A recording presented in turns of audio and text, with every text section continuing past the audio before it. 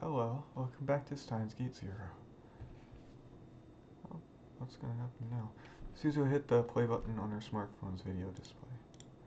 The video is heavily compressed and covered in static, but she recognized the person that appeared. It was a face she'd known her whole life, a face that had been with her both in her past and her present.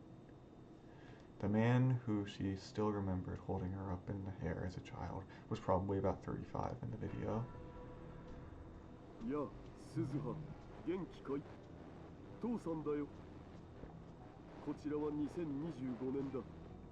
いろいろなことを君に託してしまって本当に申し訳なく思う。許してくれ。頼む。このムービーメールが届いたということは、君は、いや、君とマユシはシュタインズゲートへの道をまた一つ見つけてくれたということだ。つまり計画は次の段階に移行したわけさ。なぜ最初から全部指示しなかったのかと君は怒るかもしれないな。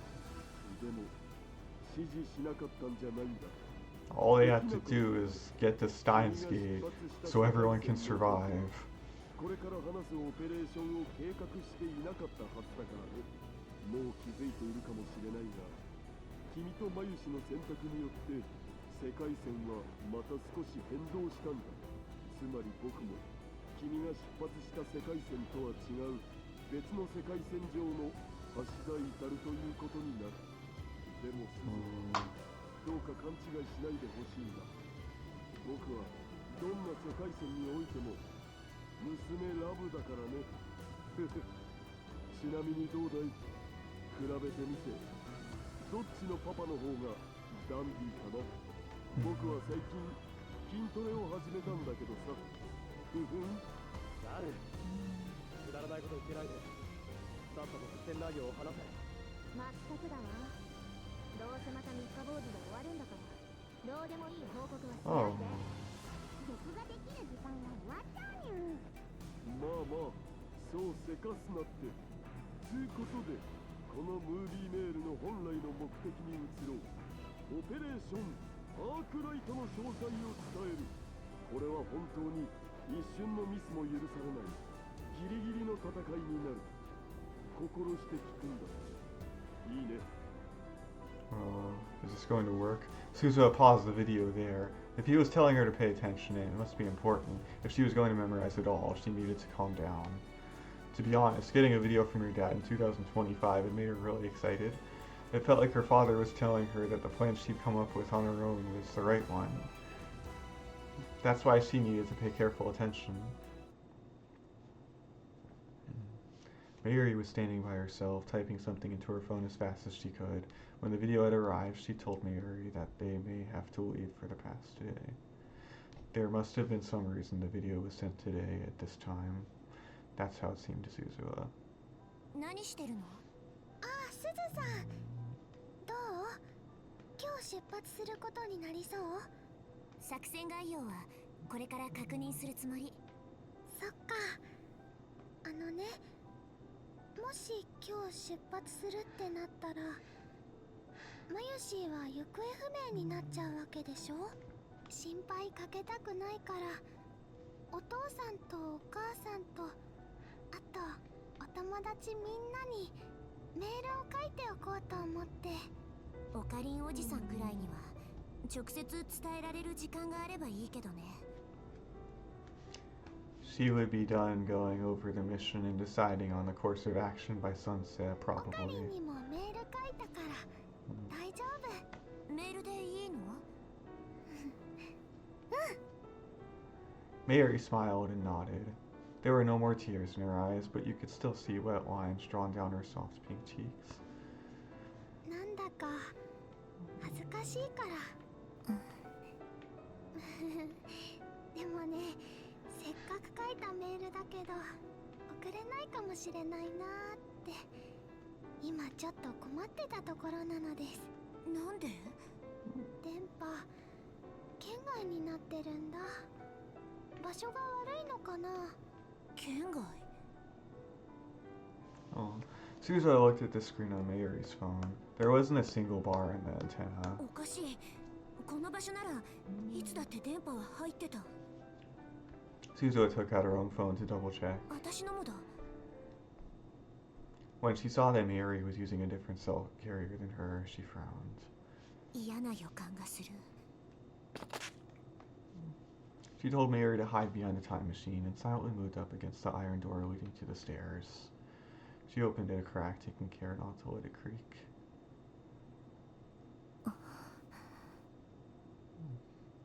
She looked inside the building. It was as quiet as ever.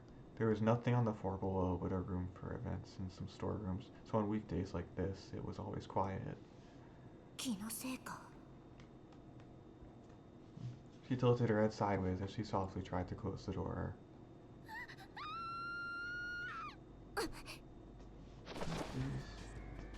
Aw, not again. At Mayuri's scream, she turned around just in time to see armed agents in camouflage jumping over the fence. One of them had grabbed Mayuri. 外壁をよじ登ってきた Oh のか。 no, Mayuri's in danger again. Suzuha deeply regretted her mistake. She was well aware that someone could try to come up the walls. But the video from her dad had made her so excited she lowered her guard. There were about 30 men, all carrying small assault rifles. With Mayuri as their hostage, Suzuha couldn't do anything.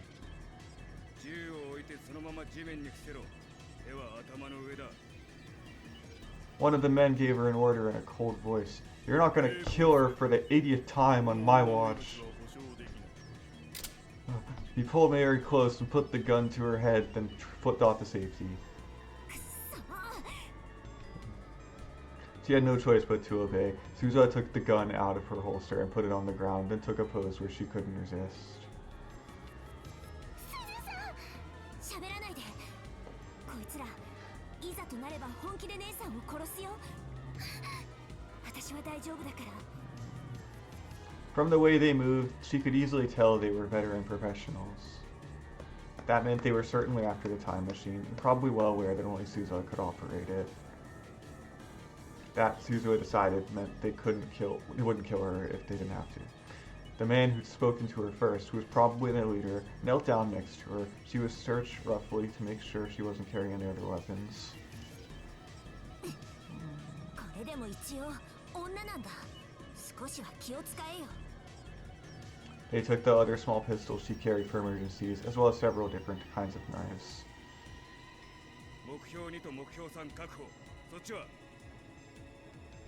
The leader spoke to the group of men gathering around the time machine.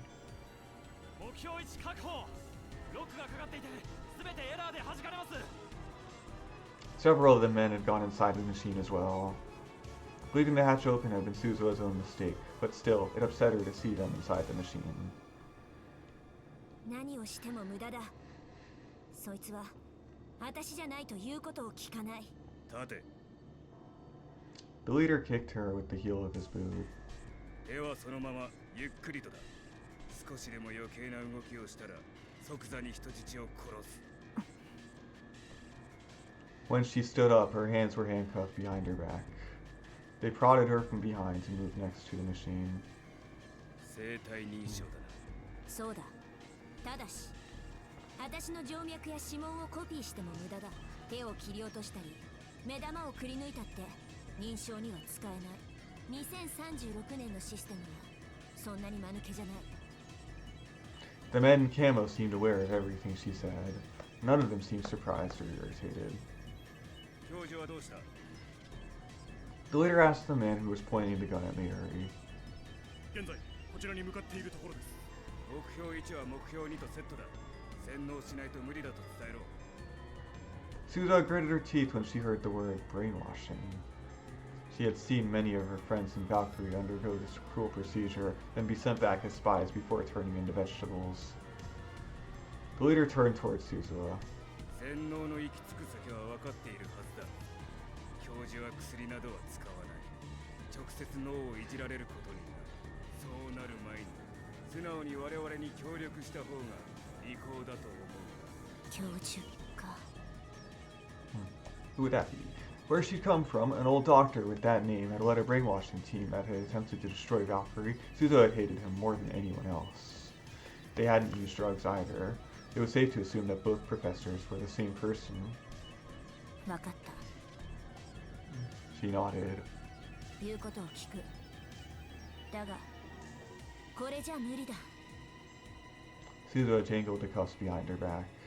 手錠は外す。ただし抵抗すればそっちの女が死ぬ。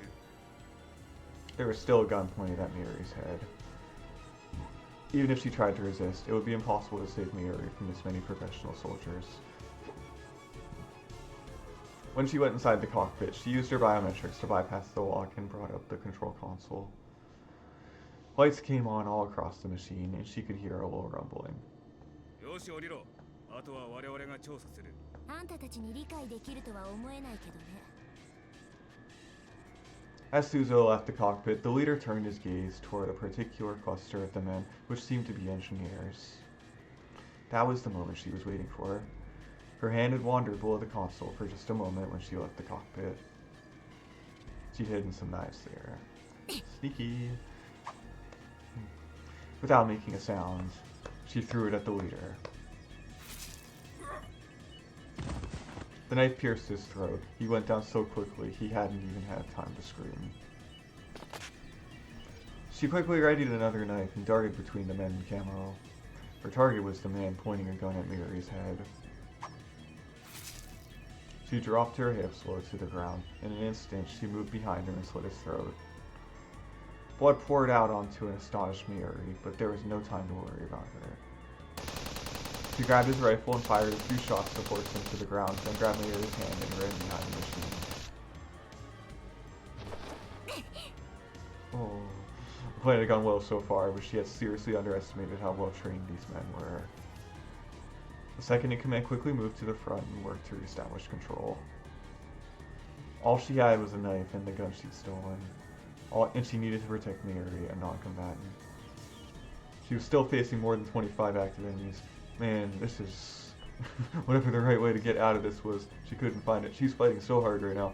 The time machine was still active. She couldn't escape because she couldn't leave it here. I only wonder what it looks like. One of the men fired several rounds toward her, which bounced off the side of the machine. And then Mayuri's head flew back as if she'd been struck. A spurt of blood came out. Oh. Her cute face was turning blood red. One of the rounds had grazed her after it had ricocheted. She was clutching herself with her arms, and her expression was completely blank. Man, what kind of moves is Suzuha making against these people? Her tiny body was shaking. Suzuha couldn't blame her while fighting against them. She fired back at the enemy, but they kept drawing closer.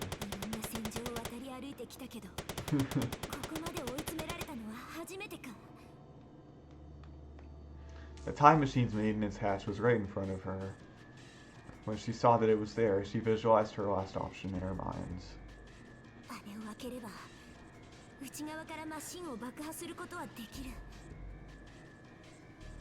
If she did that, all of her plans would be ruined. The path to Steins Gate would be forever closed. But that didn't mean she was cold-blooded enough to sacrifice Mayuri here. If the world lines were going to converge, maybe Mayuri wouldn't die here at all. But what her father had said during his video message bothered her.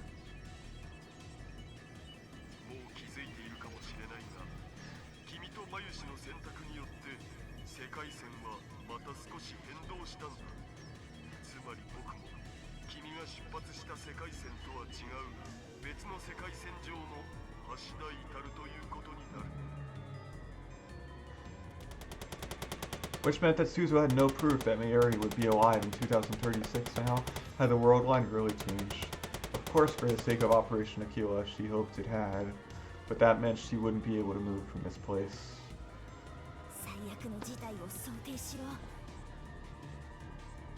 The worst case scenario, that would be these men taking the time machine. They could turn the world line into something even worse than the one Suzuha had experienced. It might become a world line where not only Mayuri's life wasn't safe, but Daru's wasn't either. If that was going to happen, she had to make her choice fast. She kept a careful eye on the men, and as soon as she saw an opening, she opened the maintenance hatch's biometric lock. She could see part of the engine, which was still giving off a quiet rumble. She turned her gun sights on it. Fortunately, the unit that created the Kerr black hole still wasn't active. Even if she blew up the machine here, it probably wouldn't cause serious damage to the space-time continuum. As soon as she saw that, she went to pull the trigger. and Mayuri's voice stopped her.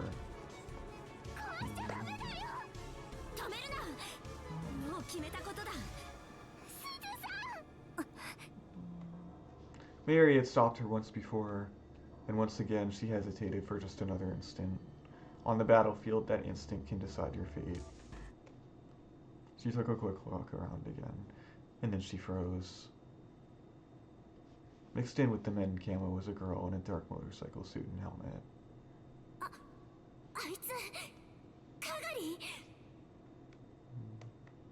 Was it Kagari who had leaked this place's location to them? She was well aware of Kagari's abilities after their 2 battles. If she wasn't completely in control of herself, she'd be killed instantly. She talked to herself.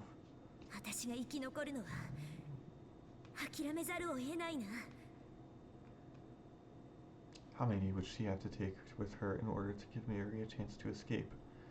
Right now, the only thing she could afford to think about was getting Mayuri back to Rintaro Okabe. But just when she'd made her decision, she felt Kagari staring at her, or more precisely, the blood dripping down Mayuri's forehead. And just after that, Kagari did something she hadn't expected at all.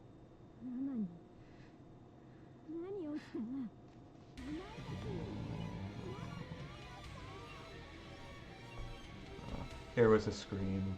No, it was the howl of an enraged beast. And then the slaughter began. Oh. Daughter now wants to protect her mother. Kagari grabbed the second-in-command's head with her left hand. With her right, she steadied her rifle. After she fired, there was very little left of his head. The rest of him dropped to the ground. She slammed a piece of tattered flesh that had once been a man's head into the ground, and with no warning at all leaped from one screaming man to another. She fired a gun into every one of them.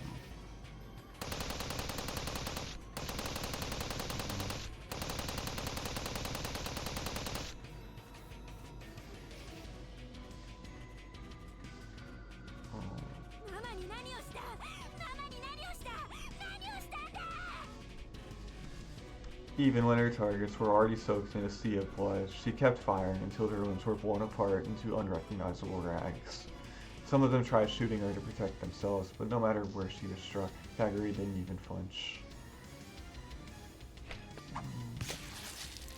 When her magazine ran dry, she drew forth long military-style cleavers. Holding one in each hand, she used them in her military combat training to slaughter anyone she saw. Their entrails were scattered all over the twilight rooftop, covering her whole body in blood and bits of flesh.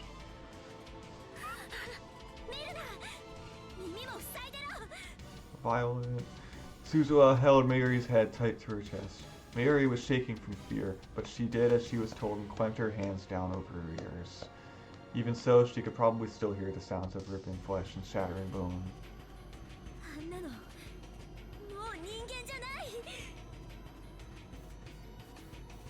Even Suzuha had gone stone cold in shock.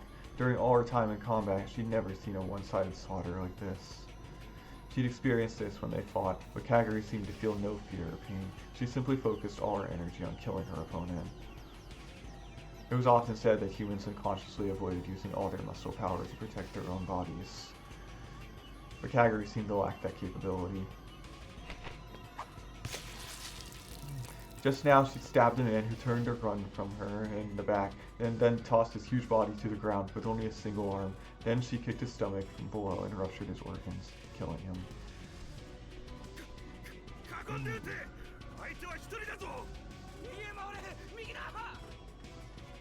Finally, after several, perhaps a dozen or more, of the men had been killed, what remained of the squad started to scream orders at one another. With terrifying reflexes, she dodged between their shots and brutally murdered several more. But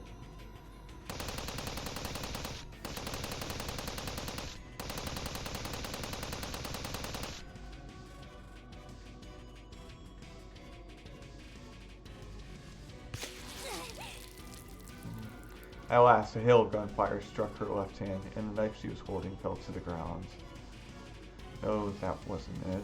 It wasn't the knife that fell. It was in her entire left hand. The shock caused her body to stagger back. Someone screamed, in a voice that lacked any of the pride and bravery a soldier is supposed to possess. Several more bullets dug into her body. Parts of the motorcycle suit ripped open, and the helmet cracked. Blood that was clearly her own, not that of the men she killed, began to pour out. At last she fell into a pile of corpses. They must have thought they finally had her. One of the survivors pointed his gun down to finish her, and just as he was about to pull the trigger...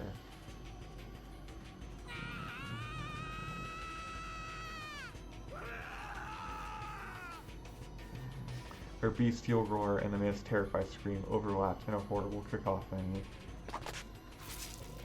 She forced herself to leap up and brought the back of the remaining cleaver down on his arm, knocking him back. An instant later, the knife slit his throat and ended his life.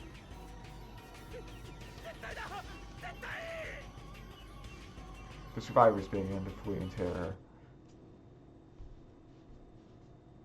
Oh, jeez. What was her kill count there? Looks like it was a lot.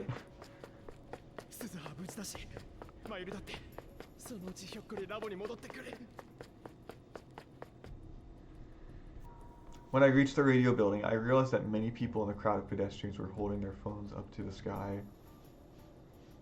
There was evidently no service near the station either.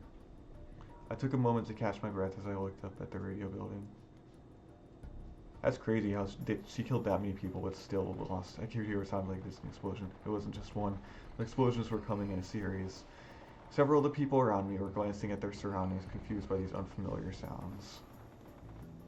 And then I realized that was gunfire.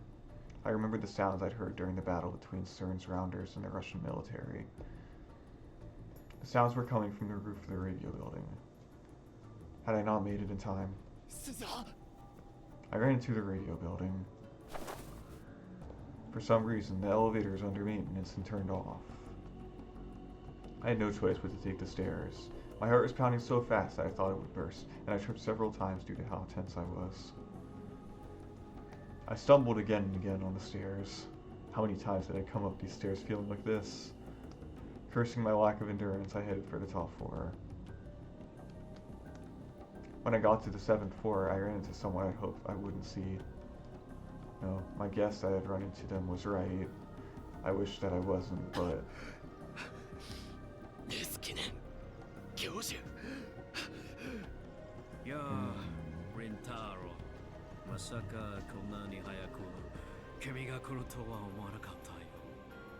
Dr. Leskinen seemed perturbed when he saw my face. どうしてここに少し落ち着きなさい。そんなに息が切れていたのでは話もできないよ。どうしてここにいるんです。アマデウスはどうなったんです。君に頼んだサンプリングテストは半年前に終わっている。話すことはできないな。 That was his answer. Even though Amadeus had disappeared, Leskinen was extremely calm. There was no sign of him trying to deal with the problem, and instead of being in his office, he was here. That was all I needed to know. クリスが俺に送ってきたメッセージの内容は本当だったんですね。 The father that she'd spoken of was Leskinen, after all. クリスや魔法どうしたんです。 彼女たちの記憶データを解析してタイムマシンに関するデータを取り出すつもりなんでしょう。驚いたな。クリスはそこまで君に話してしまったのか。監視していたつもりだったがいつの間にそんな真似を。 Leskinen seemed truly shocked, which meant he hadn't noticed that Kurisu wasn't at Channel or that she'd spoken to me there.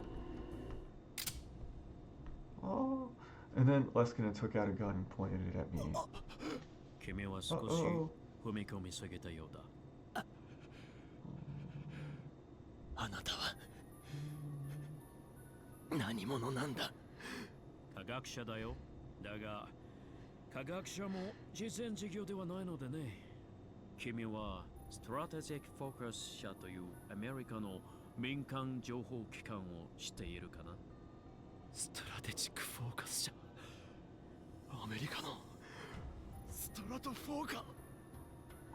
I'd read about them on a conspiracy theory website. I remembered reading that they'd acquired top secret information on Russian ballistic missiles that even the CIA couldn't get, and then sold it. The result was the destruction of the CIA's reputation, and at the same time, the total reorganization of Russia's military strategy.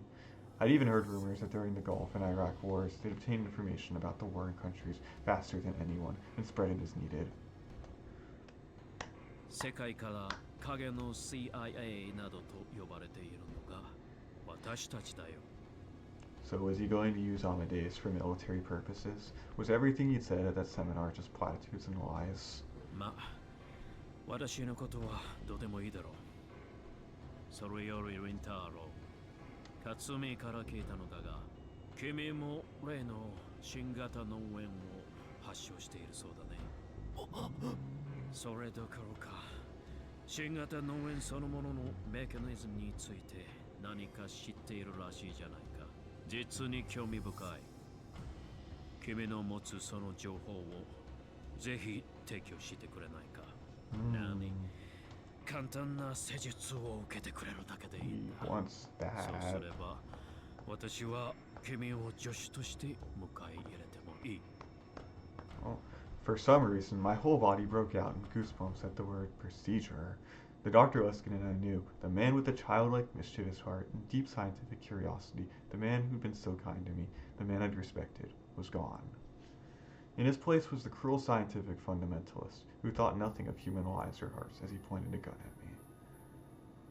Or was this who he truly was? Suddenly, he seemed like a terrifying unknown. どうかな? He took a step towards me, and then... Another fierce gunfight broke out above. Leskinen clicked his tongue at the sounds. He glanced towards the stairs.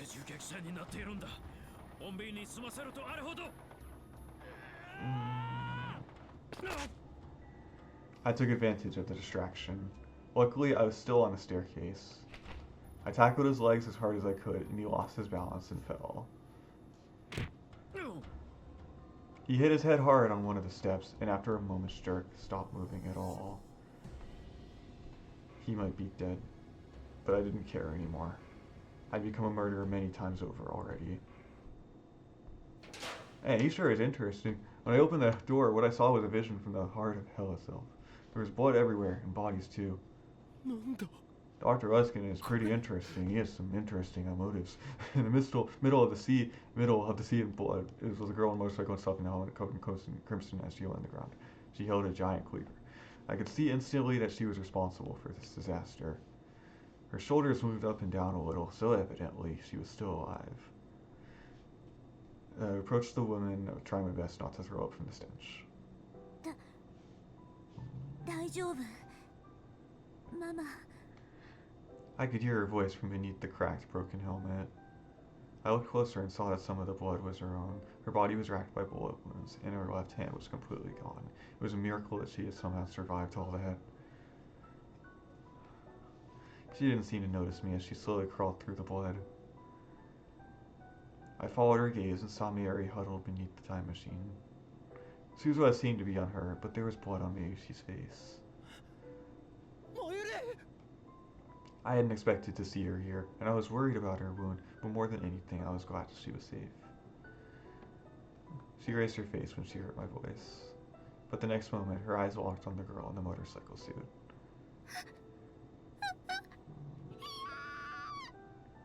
She saw the thing crawling toward her and screamed.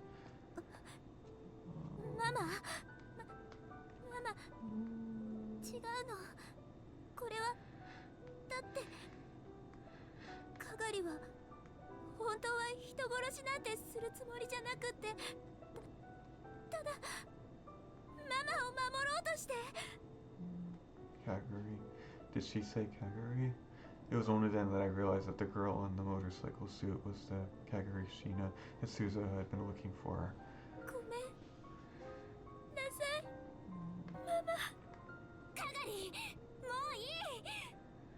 Suzuha yelled, unable to take any more. もういいから動くな。死ぬぞお前。かがりはね、ママに怖い思いをさせようなんて思ってなかったんだよ。本当だよ。かがりはただママを助けなくちゃって。だからママお願い、かがりを嫌いにならないでお願い。ママごめんなさい。許して。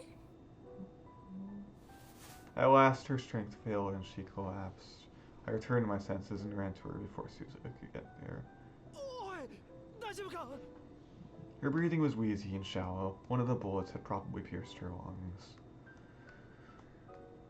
I thought taking off her helmet would help her breathe, so I put my hand on it to remove it, but she grabbed my hand and pushed it away.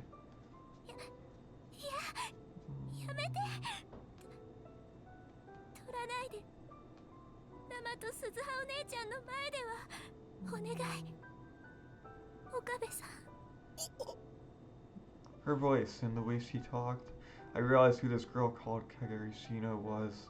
I looked close and saw I recognized her face. そんな。君は Ah, なぜ？オカリンおじさん、かがりは？ but来るな。 I quickly motioned to Suzuha to keep her distance. こっちは任せろ。お前はマユリを頼む。マユリの傷は大丈夫なのか？確認してくれ。 She looked upset, but did as I asked. She went back to Mayuri and started to look at her wounds. Mayuri was covering her face and trying not to look at the bodies. 大丈夫。マユ姉さんの傷は深くない。 I relaxed a little when I heard that. よかった。ママ、無事だったんだ。よかった。 Kagari's voice was a whisper as I cradled her in my arms. And then she slowly closed her eyes. Her breathing got weaker. しっかりしろ。君はなんで？大丈夫。心配しないで。私、こうなっても痛くも苦しくもないから、いつも神様の声が聞こえるの。君は痛くならないよ、苦しくならないよって。だから全然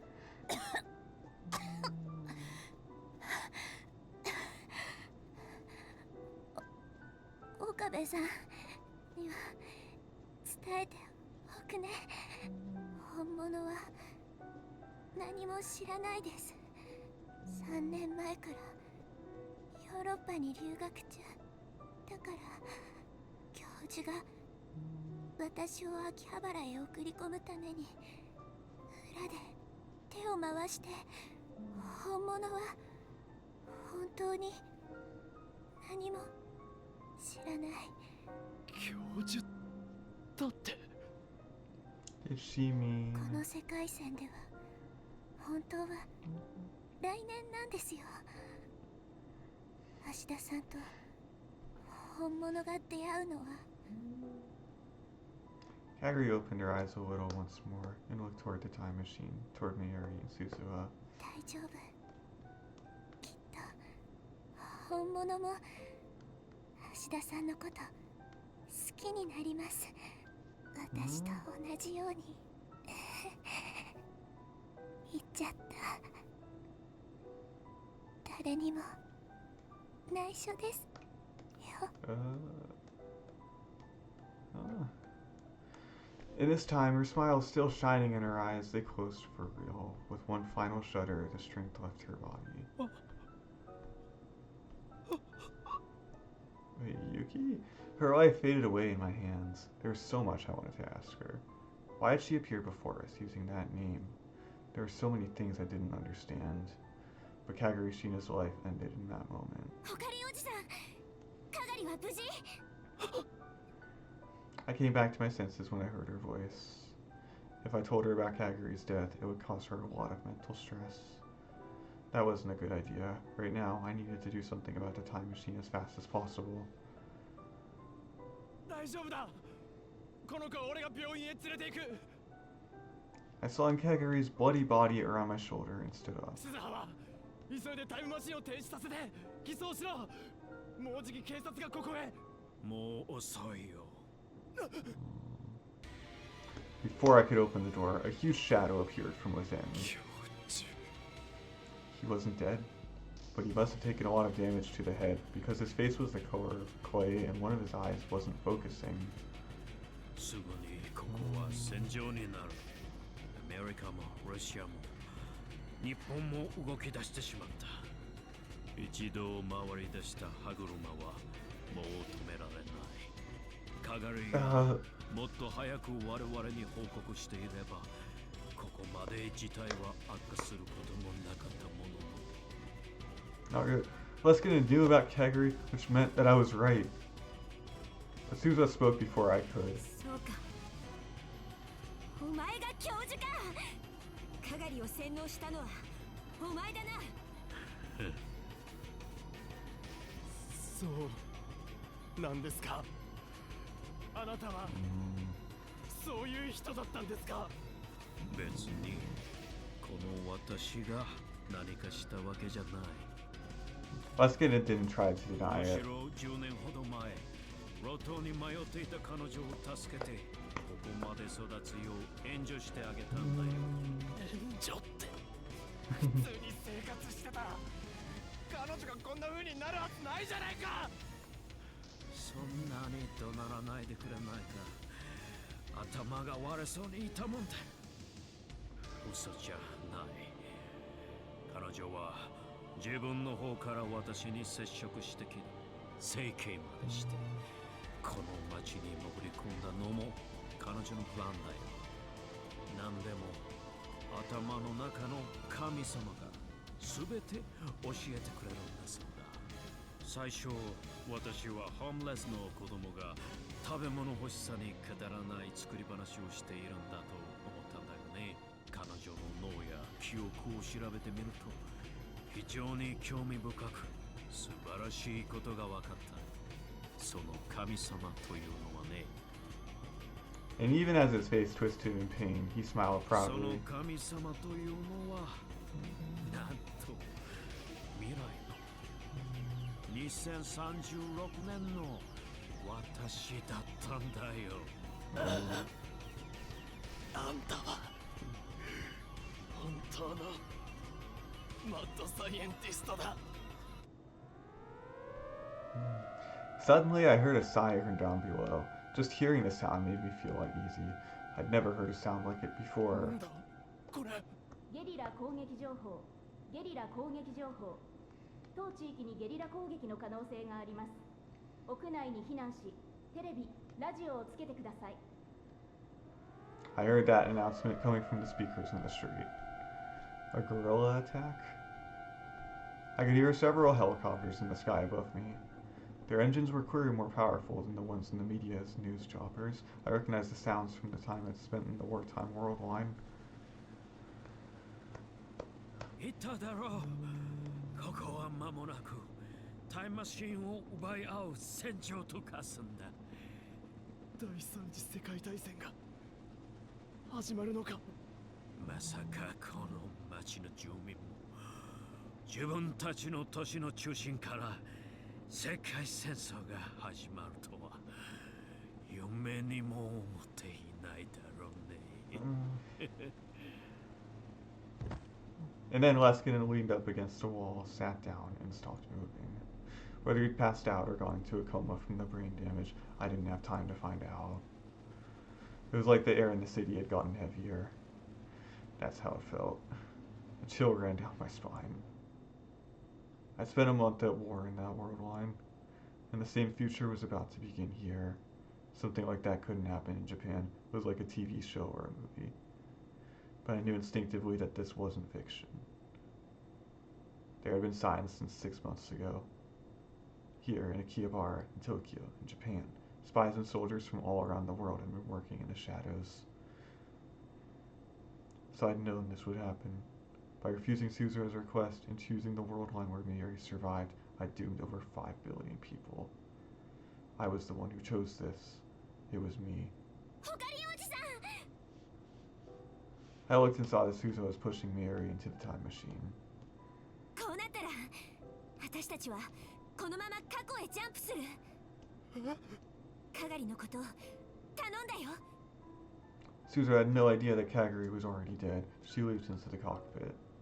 I raced over and grabbed onto the hatch, then looked inside. 過去ってまさか1年前あの日へ行くのか、こんな急に。急ってわけじゃないんだ。それにあの日へは飛ばない。 She was tapping commands into the console as she spoke. 何、あの日へは飛ばないってどういう。ちょっとまゆ姉さんを借りるよ。 Mary was already strapped into a seat, just like when I was when I jumped a year ago with Suzuha. マユリ、お前。 I heard fierce gunfire and screams in the distance. It looked like some of the spies had started fighting each other. Kagari may have just wiped out a force from one nation, but an army from an entirely different one was still coming. Mary handed me a smartphone. I took it without thinking. 繋がらないからこれ預けるね。メール読んで。マユシーの気持ちだから。ちょっと待て、なんでお前が行くんだ。お前が行ったって結果は同じだ。何もできない。それに今飛んだら戻ってこられない。違うの。オカリンじゃダメなの。これはね、マユシーの役目だから。わからない。俺にはさっぱりわからない。頼む、降りてくれマユリ。お前まで因果の輪から外れたら俺は何のためにこの世界線を選んだのか。オカリン。 Oh. Mary gently rubbed my cheek, and she smiled sadly. She softly pushed my shoulder. It threw me off balance and made me let go of the hatch. Then the hatch closed. Jeez, Akabe. It was too late. By the time I grabbed back on, the hatch was sealed shut. The door control were biometric only. Suzuha could open it now. The time machine started to roar. A pale light began to gather around it. I'd seen this before in the Alpha World line.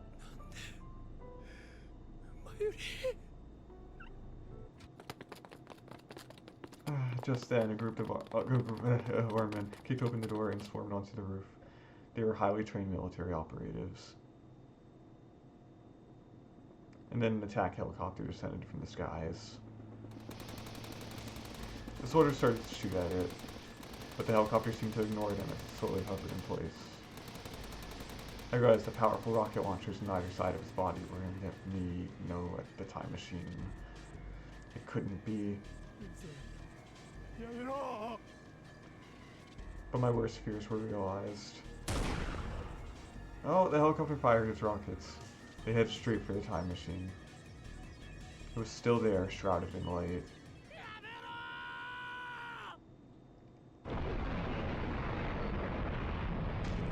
Now, the second I yelled, a powerful blast blew me back. The next thing I knew, I was crawling on the ground. I saw that some of the soldiers had already joined the mountain of corpses on the ground. And some of them were still shooting at the helicopter.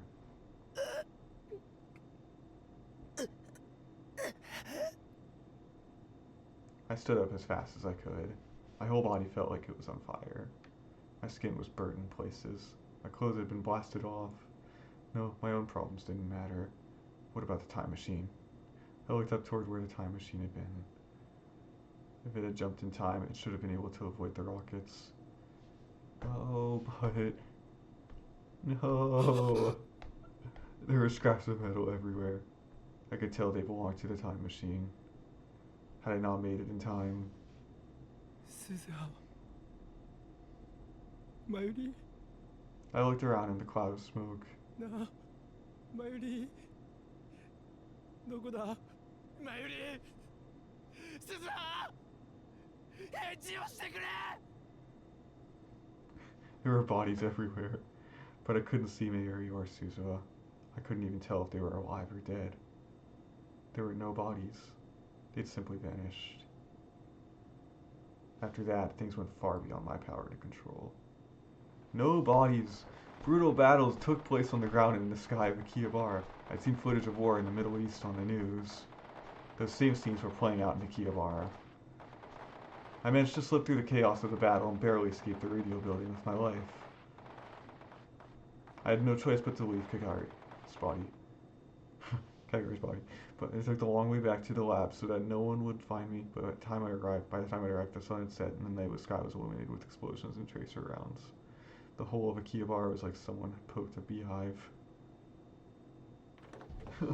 Lights were out at the lab. But inside I found Daru, Maho, and Ferris staring at the TV and computer monitor. Okarin! 岡部さん、よく無事で。ひどい怪我してる。大丈夫なの？戦闘に巻き込まれたん？急いで手当てしないと。I didn't have the energy to answer them. I looked toward the footage on the TV screen. The reporter was wearing a bulletproof vest and a hard hat. He was screaming at the top of his lungs, trying to drown out the reporters from the other stations. まるで戦争です。秋葉原駅前や中央通りはすでに閉鎖されて、米軍と自衛隊のヘリや装甲車が、今またものすごい発砲音が聞こえました。ここは本当に日本なのでしょうか。まるで内戦中の国の取材をしているようです。政府の発表ではテロということですが、And then a stray shot from an anti-material rifle fired by a special forces team from some county or another struck the newsvan's engine and blew it up. 爆発した。爆発が起きました。死にたいのか。今すぐ逃げろ。もう戦争なんだ。本当に死ぬぞ。An SDF soldier forced his way onto the screen and yelled at the media to run away. 戦争ってどことですか。知るか。Just after that, I heard another explosion, and the video was cut off. Did they take a direct hit? Everyone fell silent. ここも危ないわね。 War against what? I don't know. Like what? It's war for the sake of war. あと、マユシは見つかったん？鈴葉とマユリは鈴葉とマユリは過去へ飛んだのか死んだのかどっちかだ。 Okay, he didn't find bodies, so they probably did go back. Dora stormed to me どうい infuriated. うことだよ。もっとちゃんと教えてくれ。戦闘ヘリがタイムマシンにロケットランチャーを。タイムマシンは破壊されて、それに鈴葉とマユリが乗ってて過去へ飛ぶ直前だったんだ。マシンの残骸は残ってたけど全部じゃなくてラルどれだけ探しても鈴葉もマユリも死体が見つからなかったんだ。体の一部さえ残ってなかった。まるで跡形もなく消えたみたいに。あの二人ちゃんと過去に止めたのかな。 The tears I tried so hard to hold back came pouring out. Daru fell to his knees. Ferris and Maho were staring at me, eyes wide in shock. Daru slammed his fist into the floor.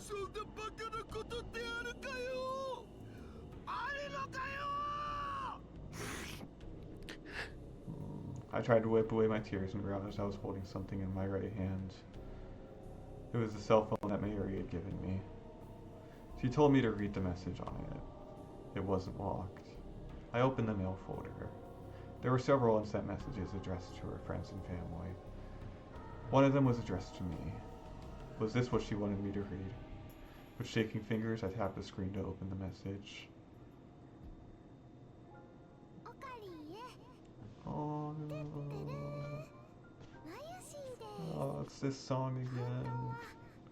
ちゃんとお話ししようと思ったけど、うまく言えるかどうかわからないし、リンに引き止められると迷っちゃいそうだからメールにしました。私はすずさんと一緒に過去へ行ってきます。なんでってオカリンは怒るかもしれないね。でもこれは私がやらなきゃいけないことなの。だってあの時私の彦星様をどんなに苦しい時でもいつも立ち上がって高笑いをあげてた強い強い彦星様を暗い雲の向こうに隠しちゃったのは私なんだから。私ね、勘違いしてた。みんなは未来をオカリン一人に押し付けようなんてしてなかったんだね。オカリンの周りにはダルくんがいて、すずさんもいて、デカくんもいて、フェリスちゃんもいて、ユキさんもいて、それに真帆さんも加わった。だから今度はね、私の出番。だってこれはラボメンナンバー002の初めての大きな任務なんだから。オカリンはきっと心配すると思うけど大丈夫だよ。それにもしも何かあったとしても必ず助けに来てくれるって信じてるから。私の大好きな法院京馬が新しく作ったタイムマシンに乗って必ず。だから私は行ってきます。必ず戻ります。オカリンのところへ戻ってきます。少しだけ待っててね。私は法院京馬のことが好き。でもね、岡部倫太郎のことはもっと好きだよ。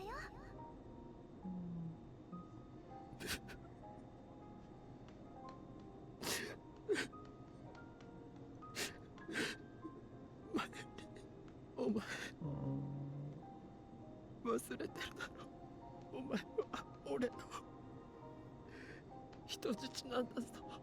いなくなったら人質にならないじゃないか。何かあったら助けに来いだと。人質のくせに生意気だろ。狂気のマッドサイエンティストが。お前なんかのために。お前なんかのために。お前はバカだ。でももっとバカだったのはこの俺だ。My heart was in pain. It hurt so much. It was just like after I'd killed Kurisu. Maybe I'd be better off if I just fell over and died. I would do anything to be released from this pain. But in the corner of my tear-bored vision, I saw it. Kyoma Leyland's final weapon, his last hope. No, it was the thing that had brought me so many nightmares. I staggered to the development room and threw off the cardboard that was covering it. There it was. The phone wave being subject to change Unit 02. The thing that Maho and Daru had been working on behind my back. If I could complete this. I turned around, wiped away my tears, and saw my friends looking depressed in the middle of the darkened room. お前たち、タイムリープマシンの作り方がわからないと言ったな。俺の言う通りにしてくれるか。クリスの導き出した回をお前たちに伝える。それでタイムリープマシンは起動する。Mao said the one thing she didn't know was how to compress the memory data, which means that everything else was finished. And I knew how to complete it. Daru was the first to nod. 僕やるよ。教えてくれオカリン。私も手伝うわ。決まりだにゃ。All three responded with no hesitation. They turned toward me and spoke their answers clearly. よし、ダル、セルにハッキングをかけてくれ。LHC を遠隔操作する。そこで記憶データを36バイトまで小さくする。それなら過去へ転送できる。たったの36バイト。 You could tell she was a scientist by the way her face went pale at the number. けどさ、なんか動作が不安定で、こいつただの電子レンジになっちゃう時があって。ブラウン管工房の42型ブラウン管。それが点灯している時に電話レンジカッコ仮は機能を発揮する。ブラウン管。あ、そうか。 Just the words CRT were enough for her to figure it out. The life was coming back to their eyes. それなら完成させられるかも。でも完成したとしていきなり使うつもり。 When he's stressed out, he still says he still says the name subject to change part of his name. でも別の世界線でクリスはやってみせたぞ。それはクリスだからよ。私はあの子にはなれないわ。アットチャンネルに書かれたクリスのメッセージを見ただろう。え？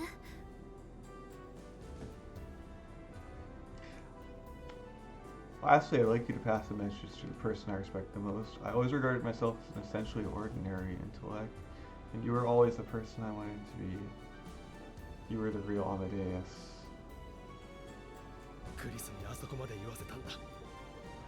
なのに逃げる気か。逃げたりなんかしないわよ。見くびらないで。 I nodded back and smoothed back my hair, which had been mussed by the explosion. 今日もこれ。 Ferris brought me my white lab coat, which had been hanging for ages on the wall in the development room. I bit down my lip and wiped away the tears one more time. I took the lab coat and slipped my arms through the sleeves. Spun around so that the hem of the coat flew up, and stood triumphantly in the center of the lab, just as I used to. And then I declared in a loud voice, 電話レンジカッコ仮2号機を完成させタイムリープを行う。俺に力を貸してくれ。今度こそ俺は絶対に諦めない。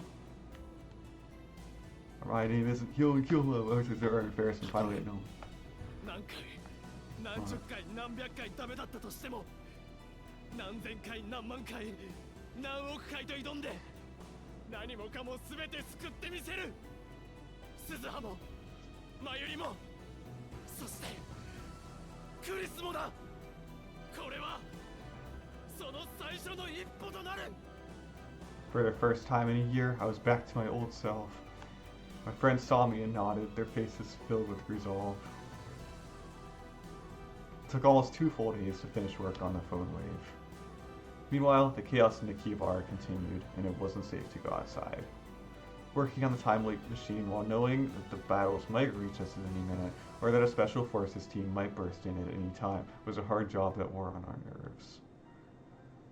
But still, we managed to finish the machine somehow. I jumped.